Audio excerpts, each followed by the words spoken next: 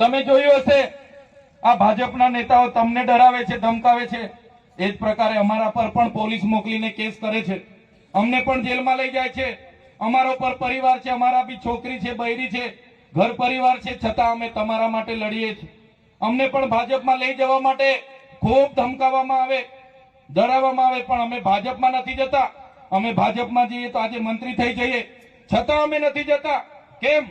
કેમ કે અમે તમારા જેવા ગરીબ લોકોમાંથી આવીએ છીએ, એટલે ગરીબો માટે લડવા માટે રાજનીતિમાં આવ્યા છે.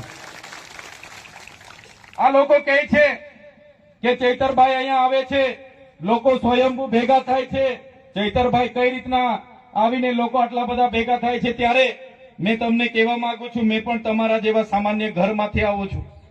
મારા પરિવારમાં કોઈ ધારાસભ્ય નહોતું, કોઈ સાંસદ નહોતો, કોઈ સરપંચ નહોતો. એક સામાન્ય પરિવારમાં મજૂરી કરીને ભણ્યા ગણ્યા, એક વિસ્તરણ અધિકારી તરીકે સરકારી નોકરી લાગી.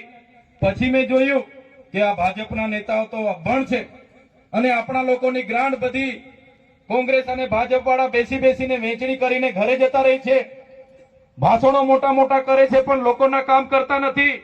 એટલે મેં 4.5 વર્ષ નોકરી કરી અને મેં રાજીનામું આપી દીધું. એક સામાન્ય પરિવારમાંથી મેં દુઃખ જોયું છે, મેં દુઃખ વેઠ્યું છે, મેં ગરીબી જોઈ છે, મેં ગરીબી વેઠી છે.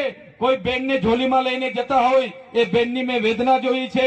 એ જયારે વેદના મેં મહેસૂસ કરું છું ત્યારે આ ભારતીય જનતા પાર્ટી કહે છે કે મંત્રી બનાવીશું. અમારા લોકોની વેદના સામે, અમારી લોકોની તકલીફો સામે તમારા મંત્રી પદ કે તમારા પૈસા, તમારા બંગલા, તમારી પ્રોપર્ટી એ અમને જોઈતી નથી. અમારા લોકોના આશીર્વાદ મળતા રહેશે ત્યાં સુધી અમે લડતા રહીશું.